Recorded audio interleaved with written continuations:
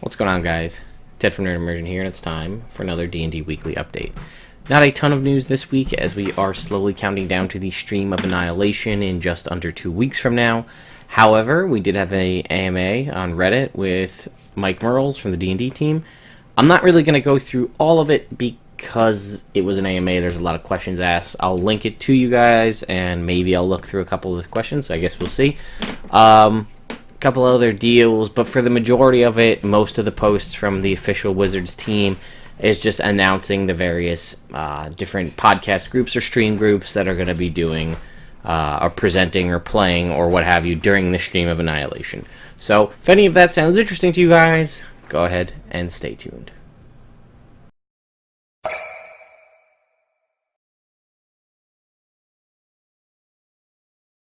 Alright, so why don't we jump right in? We're going to start off. This is, again, and as always, I should say, if you like what I'm doing here on the channel, be sure to subscribe so you can stay up to date when I put out new videos.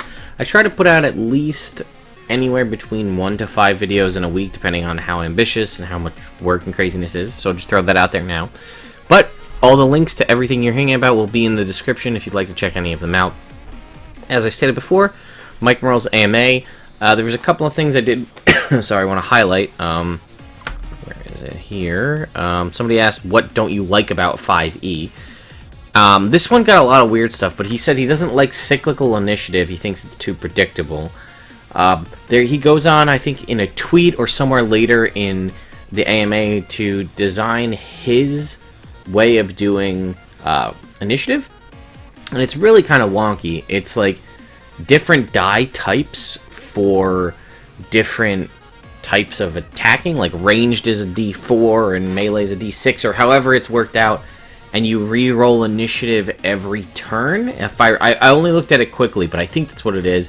The thought process being that it makes things more dynamic and switches it up, so if you don't roll really good in the initiative and, like, say, get a surprise turn or something like that, you can't just mop the floor with the enemy. I like the concept. It's so much more to track, though, and especially with newer players or people that have kind of gotten that groove to roll for initiative, and then that's the order. It's nice and easy. You can do sandwich cards or however, clips or whatever you want to do. Keep track of it. It makes it easy to keep track, and everybody knows when they're going. If you're changing initiative each round, you may miss people because you just missed them because you changed it. He thinks the fighter subclasses are bland. Interesting.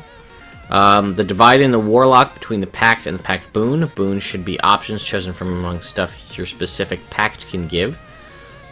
Ranger. This is something that may near and dear to me. I'd rebuild it using the Paladin as more of a model. If you guys checked out like my old D&D Ranger fix, it's on the Nerd Immersion website. I'll put the link to it in the description if you're interested.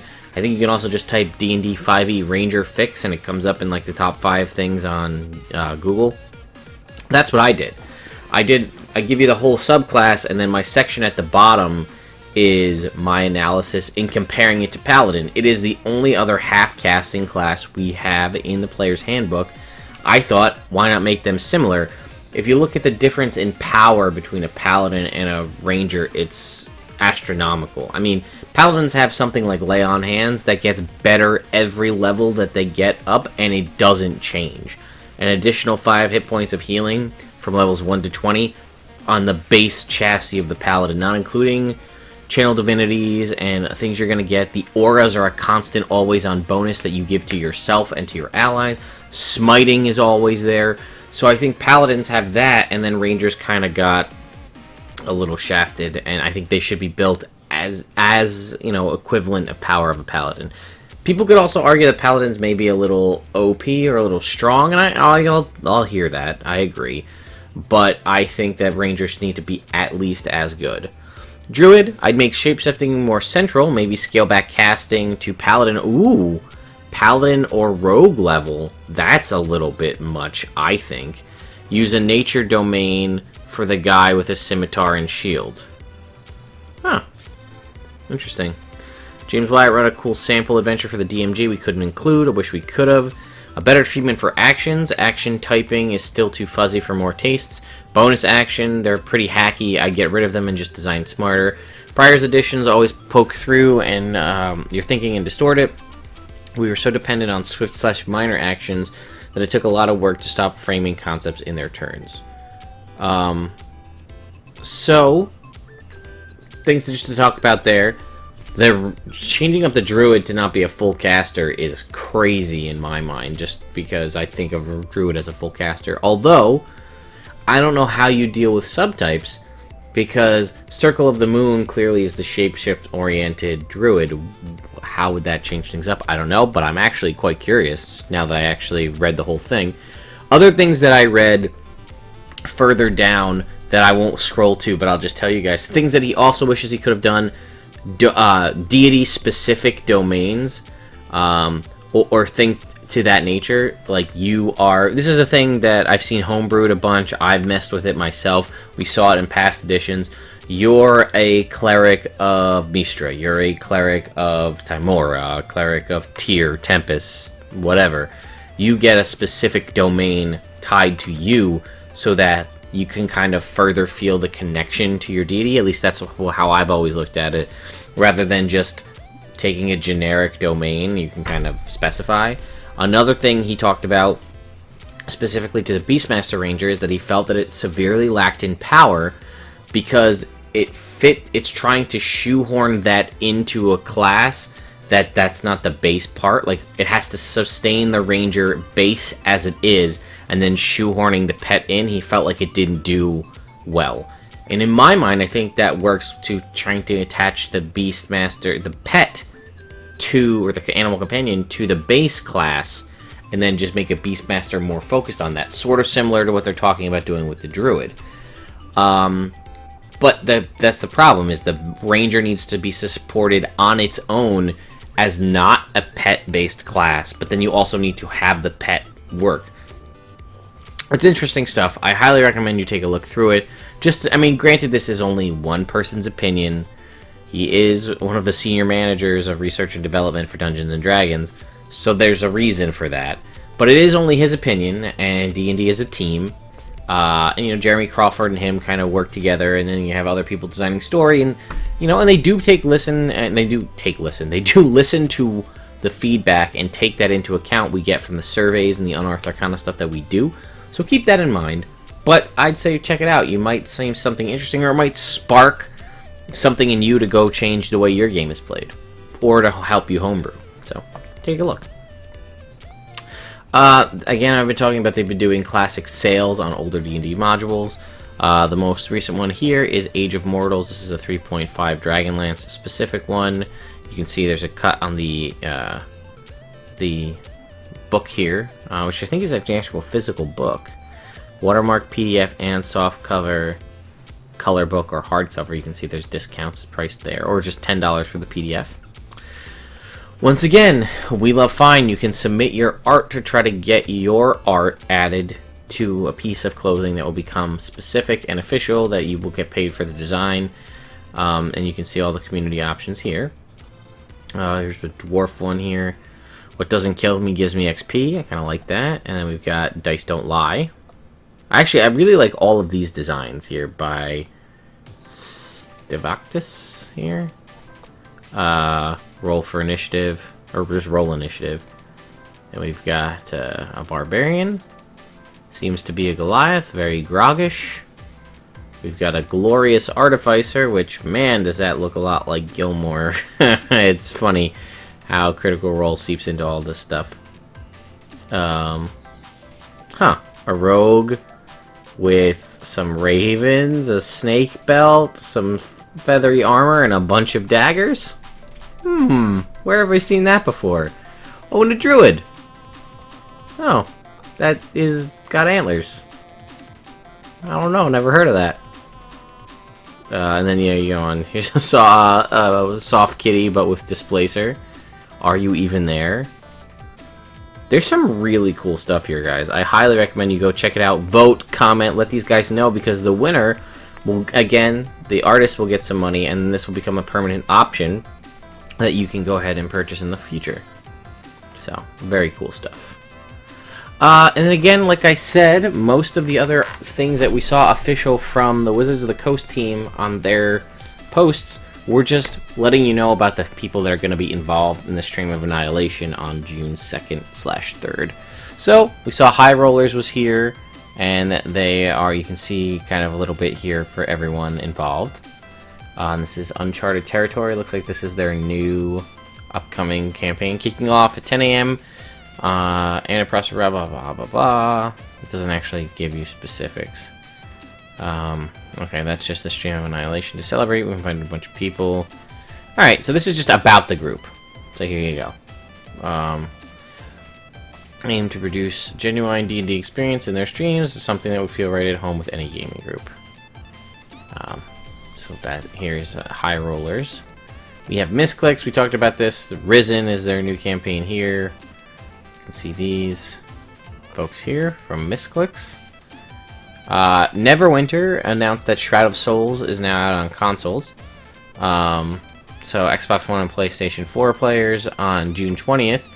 You'll get some new access here, new loadouts, swap between builds to manage different needs and roles for your character, new guild hall content, new stronghold stuff, a new story, and a new lockbox with a celestial stag mount, and updates to the item level system, so you can check that out.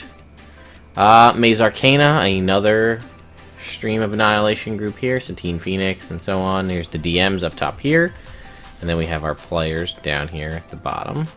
You may recognize some of these people. Grant Imahara, perhaps, Dodger, so on. Then, speaking of Arcana, Satine, Pheonix, and Ruty Rutenberg are on Dragontalk podcast. The lore you should know is all about and then you can see there's the interview here. So you can check this out if you want to catch up on the most recent Dragontalk podcast. Again, you can listen to it right here on the Wizards of the Coast website. Also get it on iTunes or Google Play. For whatever reason, the link that Wizards of the Coast posted on their, I think it's either their Twitter or their Facebook, for Dragonfriends, which is another group, an Australian group that's going to be at Stream of Annihilation, was a link to Dragonfriends' website. I'm going to warn you now, lower the brightness on your screen and watch your eyes, because this website is just strikingly bright and assaulting visuals, and I don't like it, but get ready, here goes. So that doesn't look too bad, but you start scrolling down and it gets, oh actually it's not so bad. I guess, I thought I saw, maybe it was up here that I was scrolling through, where you get all these it's just very bright, and it's actually kind of almost hard to read the white on the green. Maybe it's brighter on mine, but you can see the color, like look at the color change on just the reflection from, that was the yellow was what got me. But look at my face in the reflection. You can see the cut, like it's just, I look like I got a nice spray tan. But anyway, this is, you can check out, again, Stream of Annihilation, Dragonfriends will be there. And lastly, I just wanted to give you guys a small, brief update on the 4 unnamed D&D projects. Somebody brought this to my attention, and I'm sorry I don't remember who, but I also wanted to bring it to your attention. Earlier in the year, we had heard at one of the conventions that the folks at Goodman Games will be rebooting original second edition old modules to be updated to 5th edition. So we know that B1 and B2 are going to be updated, which I believe are, I want to say B1 and B2 are against the Giants. Maybe I'm mixing my modules here. B1 and B2 D&D. Let's find out.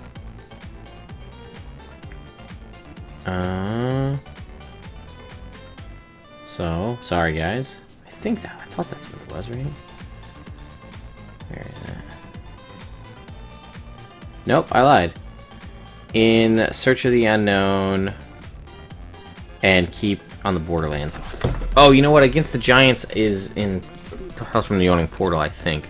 Or no, that was the premise for Storm King's Thunder. I'm mixing things. But anyway, Classic modules B1 and B2 will be updated by Goodman Games, supposedly coming out sometime in September. Potentially, this could be... Oh no, I lied. We know that the September one is going to be the Dungeon Master Guide. But it could potentially be this $25 one. We're not sure, but these are official Wizards of the Coast accessories, so I highly doubt that it will be those. The more I talk this out loud, the more I'm realizing this. But I just wanted to remind you guys that indeed those modules are coming out later this year in case you forgot about them. Trying to think, did anything else come across that I may have forgotten about? Oh, Gale Force 9. They put out an update that they have been updating their spell card that to be like a new version for 2017. They said they had a mishap with their manufacturer, so they're going to be flying over a chunk of them to put them out in your Wizards Play stores so that people can get some of them early, but the majority of the bulk shipment is going to ship over overseas, and it's going to take a while to get here. I have inquired to Gale Force 9 yet again on multiple avenues to ask them, hey, I've been wanting to get a hold of you guys to talk about the future releases of these things and reviews, and also to try to get any information so people can know when this stuff's coming out or when we can expect it.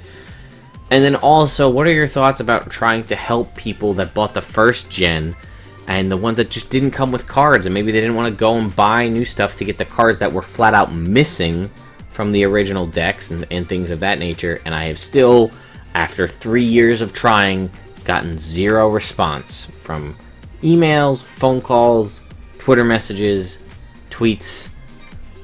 I don't know what their deal is. I really would like to hear from the guys at Gale Force 9, but I have not heard a word. Who knows? But anyway, guys, that's pretty much it for this week. I just wanted to let you guys know what was happening. And anyway, this is our kind of our new screen. We've got about 20 seconds. Maybe these videos will pop up. We've got a Horde of the Dragon Queen, where the girls are going to be playing coming up on the 29th there. That's Memorial Day. But in this past episode, they made their way to Baldur's Gate and did some shopping. And in Out of the Abyss, we took on a purple worm and a beholder. Did we all survive? Did any of us survive? You'll have to check out that video to find out. And then see what happens if there's new characters here come this Tuesday, the 23rd, how we do. And you can click over here, rather, to subscribe. So, anyway, guys, hope you enjoyed the video, and I'll see you next time.